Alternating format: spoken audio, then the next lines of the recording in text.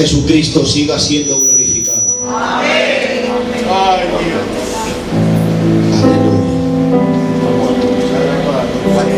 Vamos a dar las luces.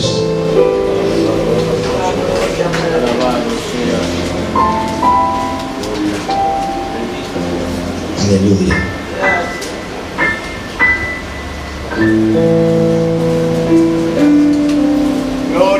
Voy a tomar unos minutos de su tiempo. Como ha dicho el hermano José al principio, empezar el culto, ha dicho que hemos tenido tiempo para hacer todo lo que tuviéramos que hacer. Y la verdad es que limitar a Dios nunca ha sido bueno para nosotros. Si limitamos a Dios, estamos limitados nosotros también. Así es que, mire, llevamos aproximadamente una hora. Pero yo quisiera compartirles un pensamiento que hace unos días el Señor ha puesto en mi corazón. Llevo días meditando sobre lo que les voy a compartir.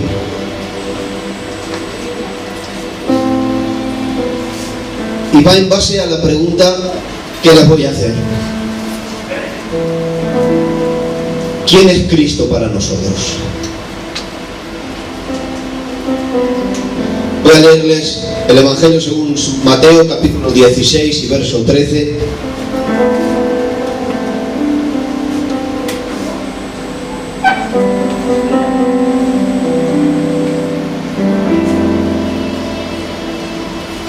Y dice así la palabra del Señor.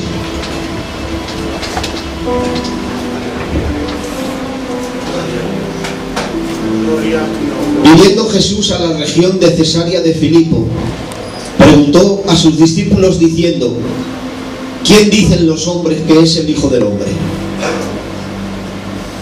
En otra pregunta, el Señor les estaba diciendo: ¿quién dice la gente que soy yo? Ellos dijeron: unos Juan el Bautista, otros Elías y otros Jeremías o alguno de los profetas.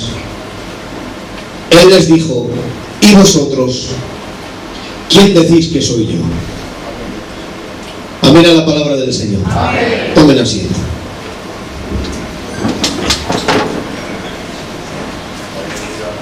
Aleluya.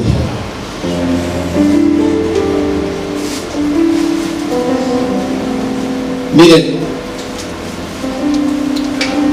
me llamaba la atención de por qué Jesús se lleva a los discípulos a la región de Cesarea de Filipo. Saben que en la Biblia todo tiene un porqué. Y las cosas que hace Dios siempre son un porqué y un para qué. Dios no hace las cosas porque sí. Dios siempre hace las cosas con un propósito. Miren, en aquella región, era una región que se encontraba aproximadamente a 40 kilómetros de Galilea, que era de donde venía Jesús.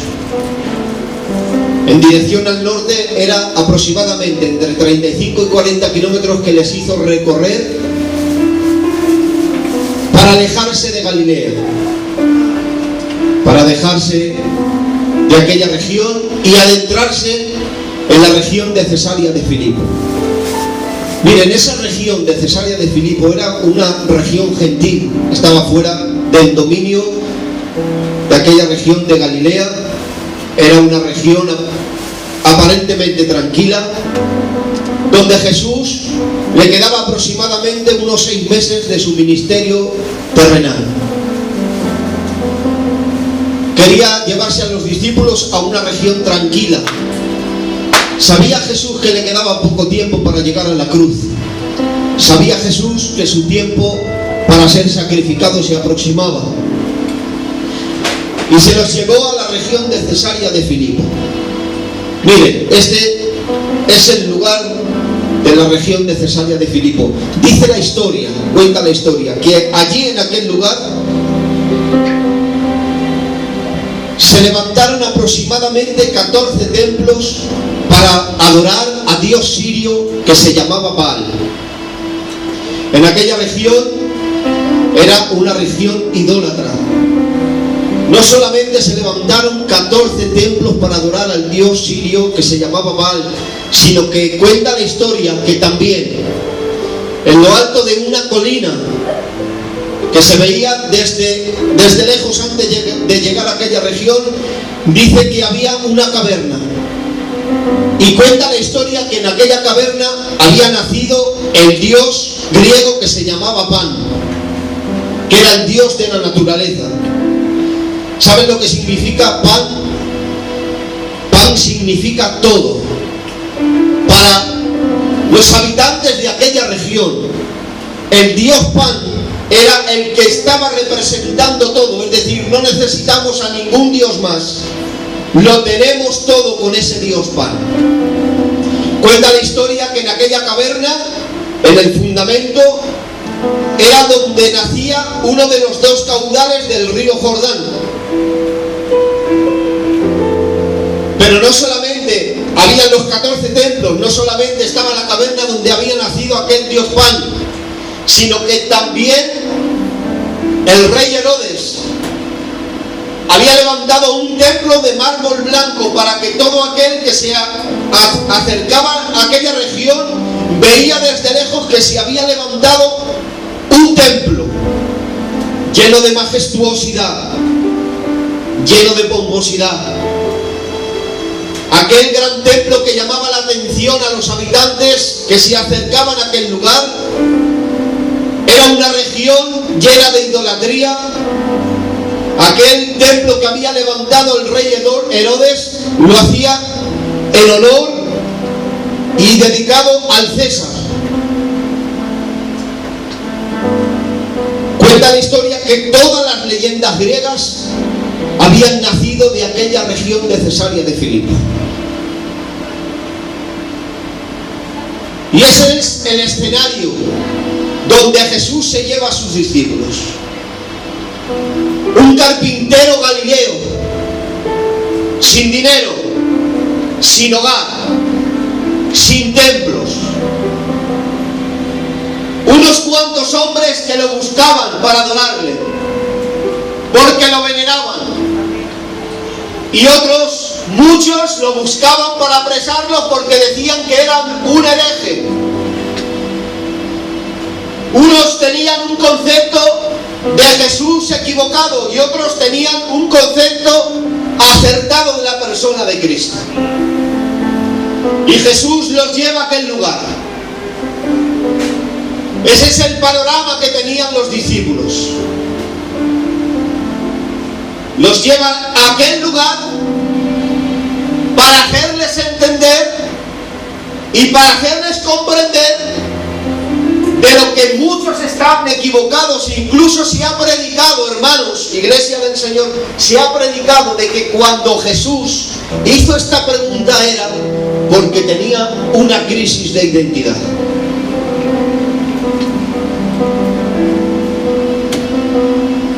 Qué equivocados están aquellos que dicen que Jesús tenía una crisis de identidad. Como que Jesús no sabía quién era. Pero yo digo, Jesús sabía quién era Él. Amén. Y Jesús sabía que había venido a la tierra. Amén. Sabía Jesús, aún más, el concepto que tenían de Él. Sabía Jesús las maquinaciones de los corazones de las personas y el más íntimo de los pensamientos que habían en su mente y en su corazón. Hay quienes han dicho que Jesús tenía una crisis de identidad, pero no es así. Jesús sabía quién era. Jesús se lleva a los 12, aquellos discípulos que aproximadamente estaban con Él durante 3 años, y se los lleva a aquella región. Vengan y acompáñenme. Jesús los lleva, los saca de Galilea y los adentra en aquella región para hacerles entender, en otras palabras, mirad, 14 templos se han levantado para adorar en esta región al dios sirio llamado Baal. Herodes levanta un templo con mucha majestuosidad en honor al César. ¿Veis aquella colina? Aquella colina, dice la historia que allí ha nacido un Dios que es el Dios que lo llena todo. Les estaba diciendo el Señor, haciéndoles entender, mirad de lo que estáis rodeados. Estáis rodeados de gente que me busca para su beneficio. Otros me buscan para matarme y para prenderme. Otros me buscan porque quieren saber más de mí. Por eso el Señor les pregunta: ¿quién dice la gente que soy?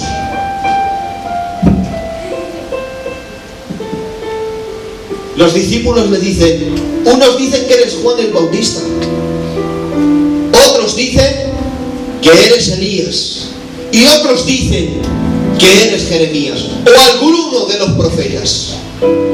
Miren, Cristo es mayor que Juan el Bautista. Amén. Cristo es mayor que el profeta Elías. Amén. Cristo es mayor que el profeta Jeremías. Amén. El capítulo 1 de la epístola de los Hebreos nos habla de la superioridad de Cristo en todos los aspectos. Cristo como superior a los ángeles, Cristo como superior a Moisés, Cristo como superior a los profetas, Cristo como superior a los ángeles, Cristo como superior a todo lo que había venido antes. Cristo es la imagen del Dios invisible. Por eso yo digo en esta tarde, no hay nadie más grande que Cristo. Amén. Aleluya. Amén. Y Dios, Cristo sabe quién es. Amén. Y Cristo supo para qué tenía que venir al mundo. Cristo no tenía ninguna crisis de identidad. Nunca la tuvo. La pregunta fue para preguntarles a los discípulos que alrededor de lo que ellos tenían y veían, mucha gente creía en otros dioses. Y que había gente que tenían un concepto equivocado de quién era Jesús. Pero Cristo es mayor que Juan el Bautista. Los dos coincidieron en el mismo mensaje: arrepentíos porque el reino de los cielos se ha acercado a vosotros. Juan el Bautista fue quien preparó el camino del Cordero de Dios que quita el pecado del mundo. Juan bautizaba en agua, pero Cristo bautizaba en Espíritu Santo y fuego. Cristo fue superior a Juan el Bautista. Elías fue el profeta que oró y cerró el cielo. Fue el profeta que oró y abrió el cielo. Elías tenía debilidades, pero Cristo nunca tuvo ninguna debilidad. Elías se enteró que Jezabel lo buscaba para matarlo, pero Cristo entregó su vida en el Calvario sin que nadie le dijera: entrega tu vida en el Calvario. Elías huyó y Cristo se entregó. Gloria. ¿Saben ustedes la diferencia? Elías mató a 850 profetas derramando la sangre ajena. Cristo sacrificó su sangre. Aleluya. Aleluya. Jeremías era un profeta que lo tenían en una estima altísima en el pueblo de Israel. Tanto es así que el profeta Jeremías fue llamado el profeta llorón, el que padeció por lo que estaba sufriendo el pueblo y por toda la calamidad que tenía que sufrir el pueblo. Cristo, dice la Biblia, que también lloró por el pueblo. Pero yo digo, Cristo es más grande que Juan el Bautista. Cristo es más grande que el profeta Elías. Cristo es más grande que el profeta Jeremías. Cristo es más grande que ningún otro profeta. Cristo es más grande que ningún otro predicador que haya habido, hay ni habrá después.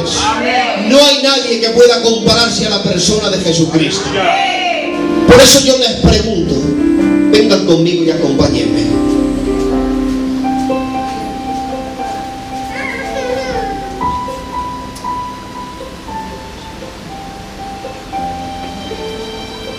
En este 2023 hay muchas religiones y muchas creencias, igual que en aquel tiempo.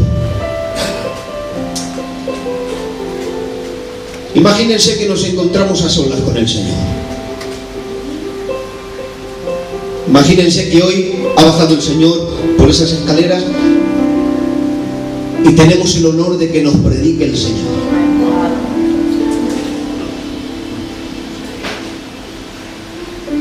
Y que nos diga el Señor: mirad todo lo que está ocurriendo, ¿veis todo lo que está pasando? ¿Veis que estáis llenos de muchas religiones? Cada uno tiene su creencia. Hay quienes adoran a su Dios equivocadamente. Y que nos preguntara el Señor: ¿quién dice la gente que soy?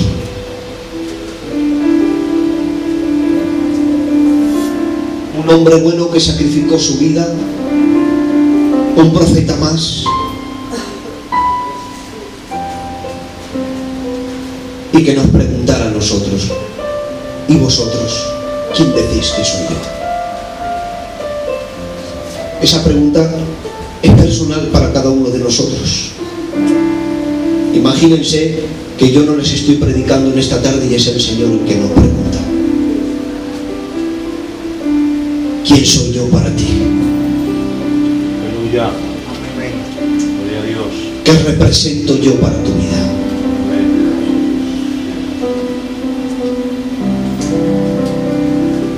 Oramos.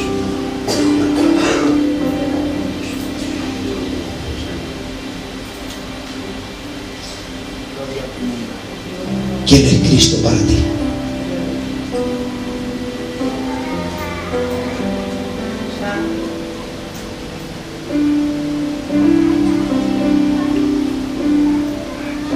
Lucas, ¿quién es Cristo para ti? Mi Salvador. Tu Salvador. Te lo digo porque tengo confianza contigo. Vive de tal manera que nosotros que estamos aquí y los demás que están ahí fuera que no conocen a Cristo, vive de tal manera que seas el ejemplo de que Cristo es tu Salvador. Amén. José, ¿quién es Cristo para ti?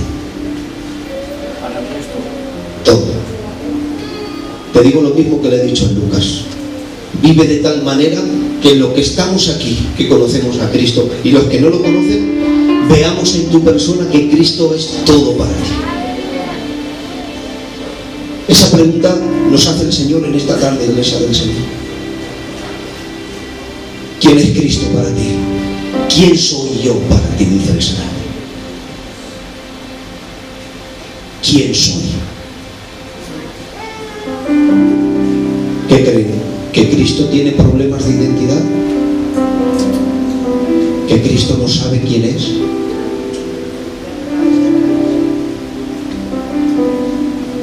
¿Saben que muchas veces creemos que hacemos mucho menos de lo que creemos y decimos? Normalmente nuestros hechos no acompañan a lo que decimos ni lo que creemos. Como que fuera el pastor, les digo en esta tarde algo que dijo estos días atrás el hermano José haciendo una oración. No estamos a la altura de los años de nuestra vida espiritual.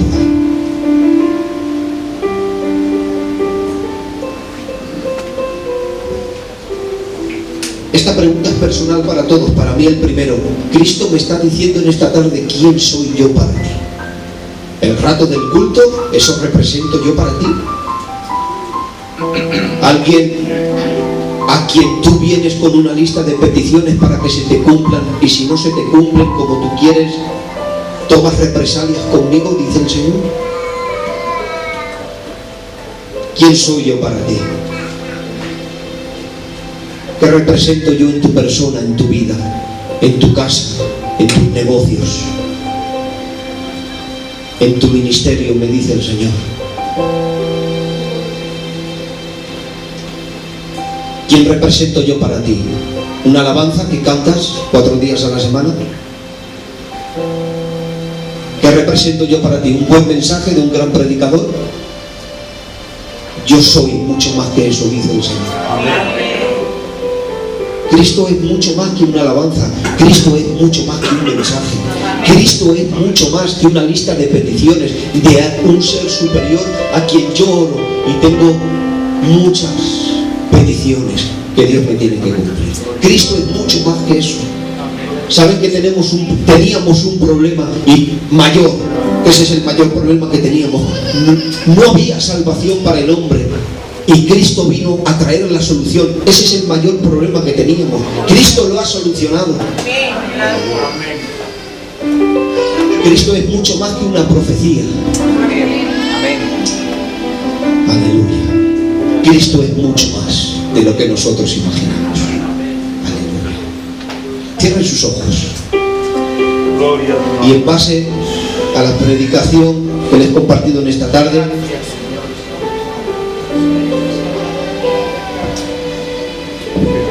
vamos a tomarla de una manera personal, porque el Señor nos pregunta en esta tarde: ¿quién soy yo para ti? Yo no sé qué le contestarían cada uno de ustedes, pero vamos a vivir la vida para dar ejemplo a los que estamos aquí dentro y a los que están fuera de que Cristo es esa respuesta para nosotros.